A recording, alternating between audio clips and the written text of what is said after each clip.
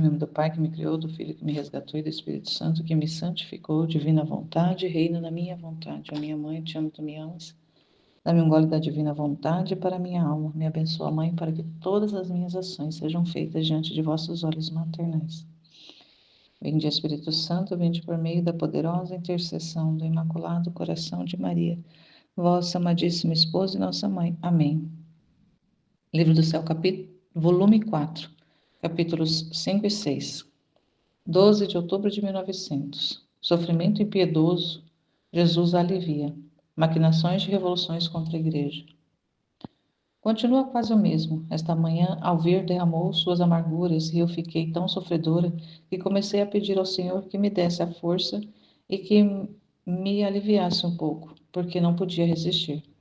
Enquanto estava nisto, veio-me uma luz à mente fazendo que pensasse que cometia pecado ao fazer isto. E além disso, que dirá o bendito Jesus? Enquanto em outras ocasiões lhe roguei tanto que derramasse, desta vez que sem fazer rogar tinha derramado, estava buscando alívio. Me parece que me vou fazendo mais má. E chega tanto a minha maldade que mesmo diante dele, mesmo não me abstenho de cometer defeitos e pecados.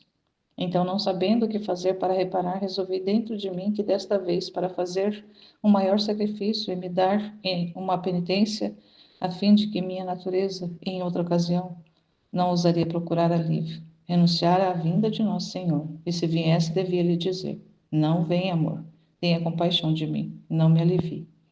Assim fiz e passei algumas horas em intenso sofrimento e sem Jesus. Quão amargo me parecia. Mas Jesus, tendo compaixão de mim, sem que o buscasse, veio, e eu logo lhe disse: tenha paciência, não venha, que não quero alívio. E ele: minha filha, estou contente de ter o sacrifício, mas tens necessidade de um consolo, de outro modo desfalecerias. E eu: não, Senhor, não quero alívio. Mas ele, aproximando-se da minha boca, quase à força, derramou de sua boca algumas gotas de leite doce, que amenizaram meu sofrimento. Quem pode dizer a confusão, a vergonha que sentia diante dele, esperando-me uma repreensão? Mas Jesus, como se não tivesse percebido minha falta, se mostrava mais afável, mais doce. E eu, vendo assim, disse: meu adorável Jesus, uma vez que derramaste em mim e eu sofro, deves perdoar o mundo, não é verdade? E ele: minha filha, acreditas que eu derramei tudo em ti? E além disso, como poderias enfrentar tudo o que de castigo derramarei sobre o mundo? Você mesma viu que aquele pouco que derramei não podia resistir, e se não tivesse vindo te ajudar, teria sucumbido. Agora, o que seria se derramasse tudo em ti? Minha querida, dei-te minha palavra, contentar-te-ei em parte. Depois disto, me transportou para fora de mim mesma, no meio das pessoas, e continuava a ver os tantos males, especialmente maquinações de revoluções contra a Igreja, e entre a sociedade, planos para matar o Santo Padre e os sacerdotes.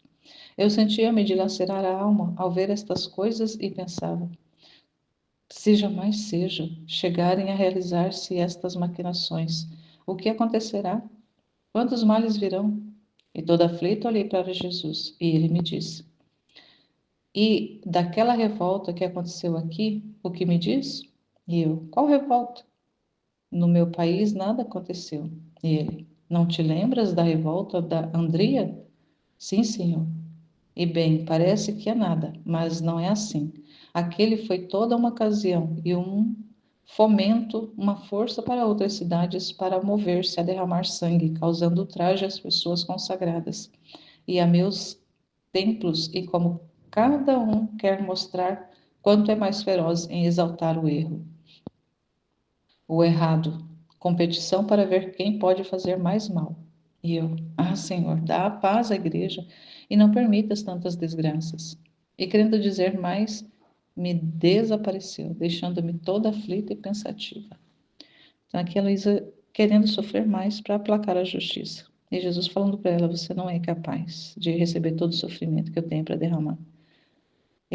Só Jesus pode, é capaz de conter, de receber tudo. Só ele foi capaz de receber todo o peso da, do pecado, da desordem, de toda a realidade do ser humano está fora da ordem criada. Só ele foi capaz de receber todos os golpes da justiça nele, por cada um de nós, por todos os nossos atos, dos atos de todos os homens de todos os tempos, dos pecados de todos os homens de todos os tempos. Só ele foi capaz de conter em si, nenhum outro ser humano. E ele foi capaz porque ele era humano, mas também era divino. E, e a Luísa, como sendo só humana, ela não tem essa capacidade para receber todos esses golpes, mas ela ali, ela quer fazer o máximo para poder aplacar a justiça. E no outro capítulo, do dia 14 de setembro de 1900, Jesus derrama para aplacar sua justiça, o heroísmo da verdadeira virtude. Esta manhã, meu adorável Jesus não vinha, e depois de muito esperar, se fazia ver dentro de meu interior, que, apoiando-se em meu coração, cingia seus braços ao redor do meu e apoiava sua sacratíssima cabeça nele, todo afligido, sério, de modo que até impunha silêncio, e virado de costas para o mundo. Depois de ter estado um pouco em silêncio, porque o aspecto com que se mostrava não permitia ou atrever-se a dizer uma palavra, se tirou desta posição e me disse: Eu tinha resolvido não derramar, mas as coisas chegaram a tal ponto que, se eu não derramar, estouraria iminentemente tais alvoroços de mover revoluções que fariam sangrentas matanças. E eu: Sim, Senhor, derrama. Este é meu único desejo, que desabafes sobre mim tua ira e perdoes as criaturas. Assim derramou um pouco. Depois, como se tivesse se acalmado, acrescentou: Minha filha, como cordeiro me fiz conduzir ao matadouro, e estive mudo ante quem me sacrificou. Assim será daqueles poucos bons destes tempos. Porém, isto é o heroísmo da verdadeira virtude. Acrescentou mais uma vez: Derramarei. Queres que eu derrame mais um pouco para que eu fique mais aliviado? E eu: Meu senhor, não me pergunte, estou à sua disposição. Pode fazer de mim o que quiser. Assim derramou de novo e desapareceu, deixando-me sofredora e contente pelo pensamento de que tinha aliviado as penas do meu amado Jesus. Aqui a Luísa, ela aplaca a justiça. Ela recebe, como alma vítima, recebe esses golpes da justiça divina. E assim a terra, a humanidade fica amenizada em relação aos castigos, aos flagelos que a justiça divina envia. Mas pensa que ele diz que, se ele não enviar alguma coisa, a, a, a situação vai se agravar tanto de fazer matanças, matanças. É o homem entregue a sua própria vontade, é o homem entregue a sua liberdade. Então, se Deus não age na justiça, corrigindo, o que se Deus não tivesse agindo ao longo dos séculos, a humanidade já teria se autodestruído, já teria se aniquilado, se Deus não estivesse corrigindo, se Deus não estivesse ali trabalhando, se Deus não estivesse ali se revelando, se mostrando, enviando a sua graça, se ele não tivesse deixado a igreja, se Jesus não tivesse vindo na sua humanidade, feito o que ele fez, deixado a igreja nesses séculos, praticamente 20 séculos aí. Nós entramos no século 21.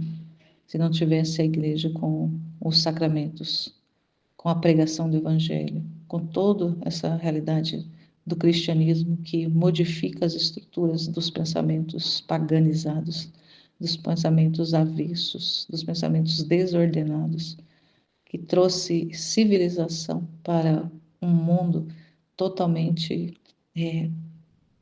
onde o homem estava animalesco ao extremo. E aí ele vem, traz a igreja, deixa a sua lei, deixa aí o ensinamento, envia os apóstolos, os discípulos, envia a igreja, os missionários e tudo mais, e ao longo dos séculos vai enviando, enviando, enviando, e a pregação vai acontecendo, e muitas pessoas vão se convertendo, e a graça está aí disponível. E agora, mais ultimamente, ele vem com o dom da restauração completa da condição humana, e num tempo que está muito, muito feio. É realmente um tempo que, se a justiça não estivesse trabalhando, já teria realmente acontecido essa destruição completa. Imagina os homens construindo armas nucleares, armas de destruição em massa. Se Deus não estivesse segurando essas realidades com flagelos, com castigos, aqui e ali, e tendo as almas vítimas que recebem também golpes, Ele mesmo já teria feito a aniquilação da raça humana por completo. Mas essa bondade do Senhor é tão, tão grande, tão extrema, e Ele quer, Ele estabeleceu que o reino vai acontecer na terra, e Ele está fazendo. Tudo que é necessário, Ele está operando, está fazendo para que isso aconteça, e vai acontecer, a gente crê, só não sabemos quando vai acontecer isso de forma plena, mas a gente confia que o trabalho dele é perfeito, Ele faz tudo perfeitamente. E nós, à medida que vamos conhecendo, vamos concordando e vamos cooperando com esse trabalho de Jesus, com esse trabalho da divina vontade no meio das criaturas, até que se torne pleno esse governo divino no meio do ser humano, dentro da alma do ser humano. Estamos aqui, Senhor, somos para Ti. Usa-nos assim como a Luísa disse. Eu estou aqui para o que o Senhor quiser. Derrama, Senhor, faz o que o Senhor quiser, faz o que for preciso. A partir de mim, a partir da minha vida, faz o que for preciso. Eis-me aqui. Amém, Fiat.